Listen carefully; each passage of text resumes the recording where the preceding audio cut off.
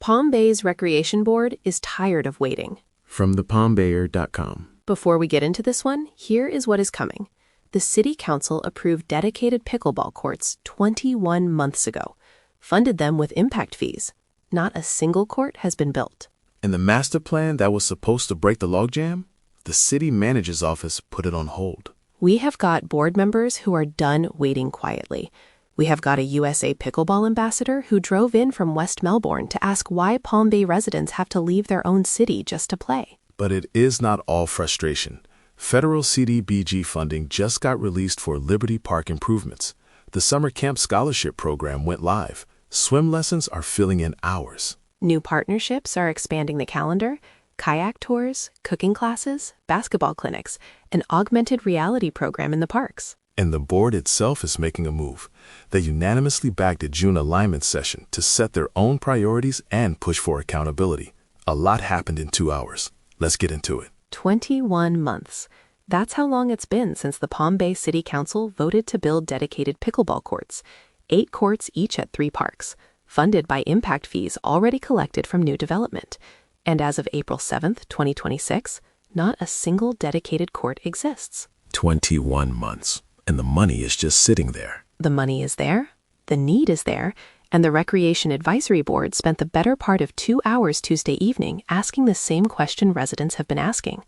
Why? So what happened at this meeting? Because it sounds like it went well beyond pickleball. It did, but pickleball is where the frustration crystallized.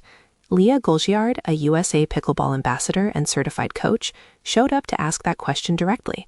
She told the board, quote, "It was voted on in July of 2024 by the City Council. The funds are there, the need is there. Palm Bay has not a single dedicated pickleball court for its residents." She drove from West Melbourne to say that. She lives in West Melbourne, and she told the board that Palm Bay residents are driving to her city just to play.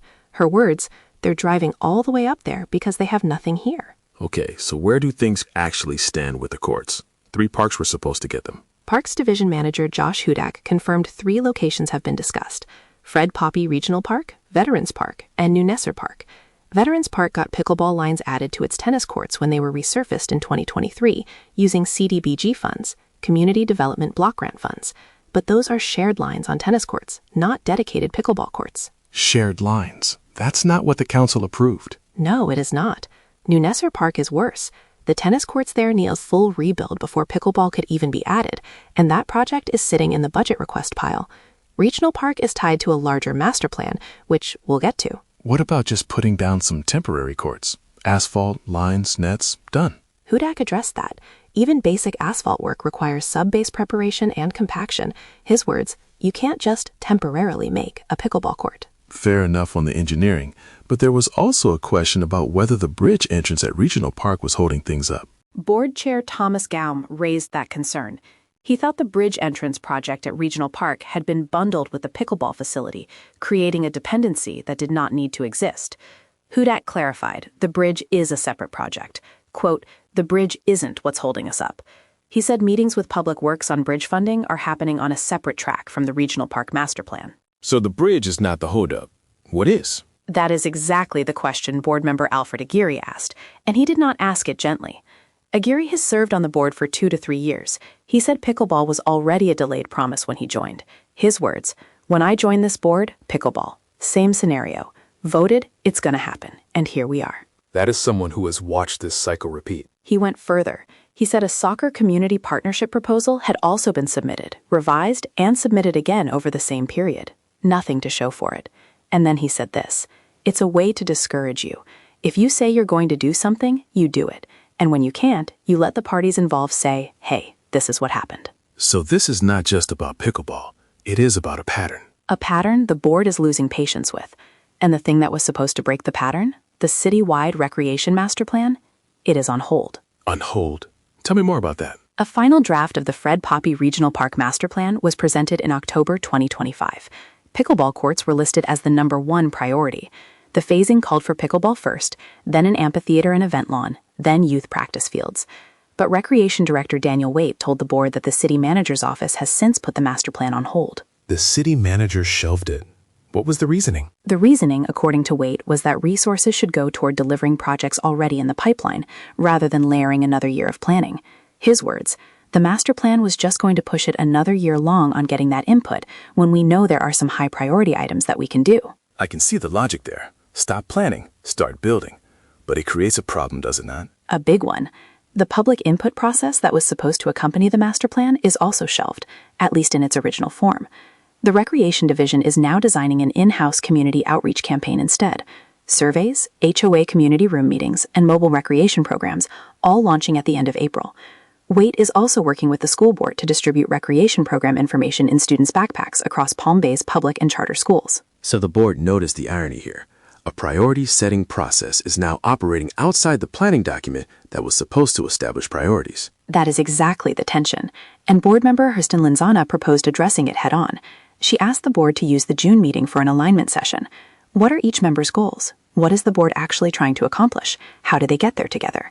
Her words, instead of just showing up every other month and getting a report that probably could have been emailed to us, just define some priorities. How did that land? Immediate, unanimous support. That tells you something about where this board is right now. It does. And underneath all of this is the concurrency question.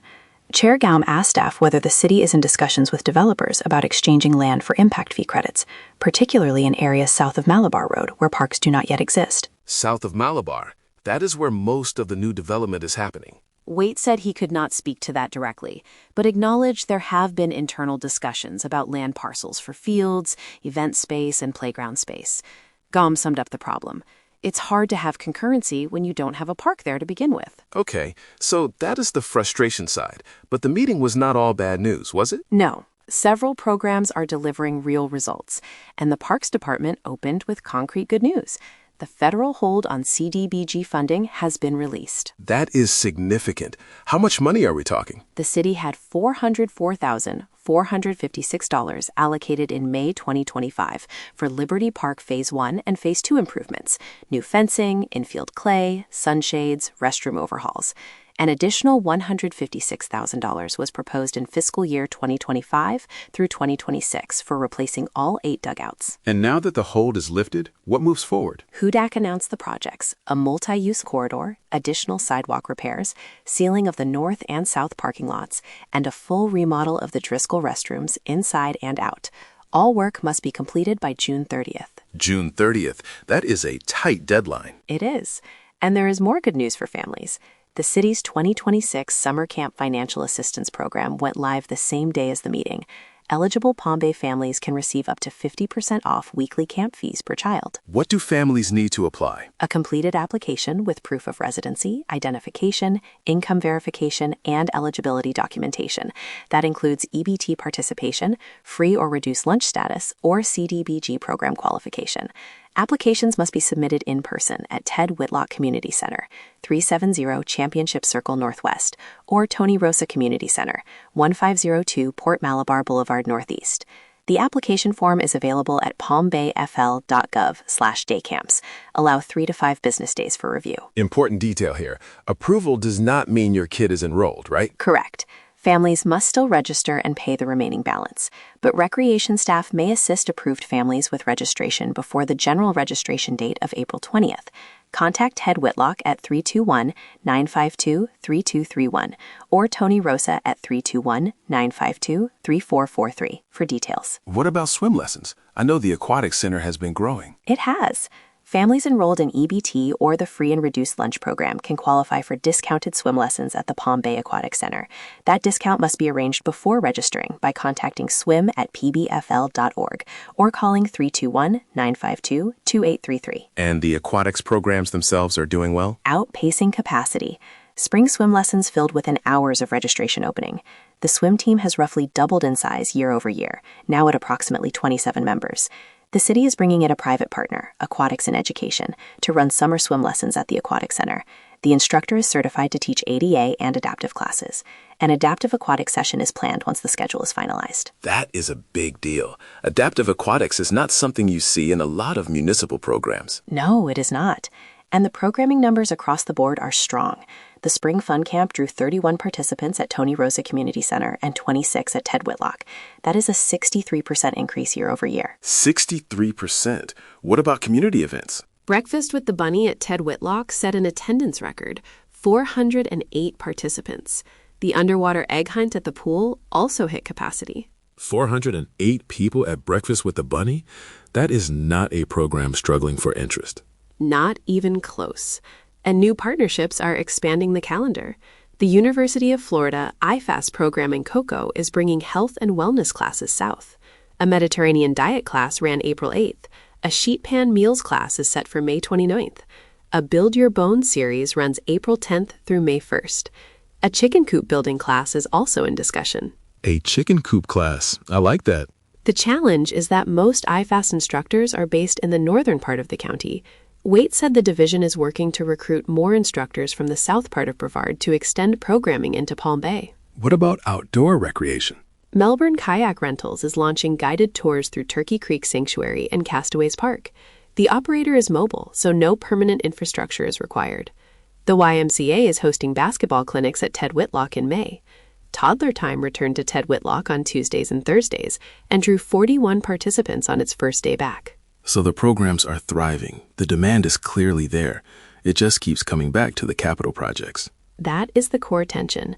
The Recreation Division is also exploring new tools. An augmented reality program called Agents of Discovery, similar to Pokemon Go, with geo-fenced missions that could direct residents to underutilized parks. A 1-year trial has been running at the playground at Fred Poppy Regional Park, and staff are evaluating a mobile app and ticketing module through Vermont Systems, their recreation software provider, to streamline registration.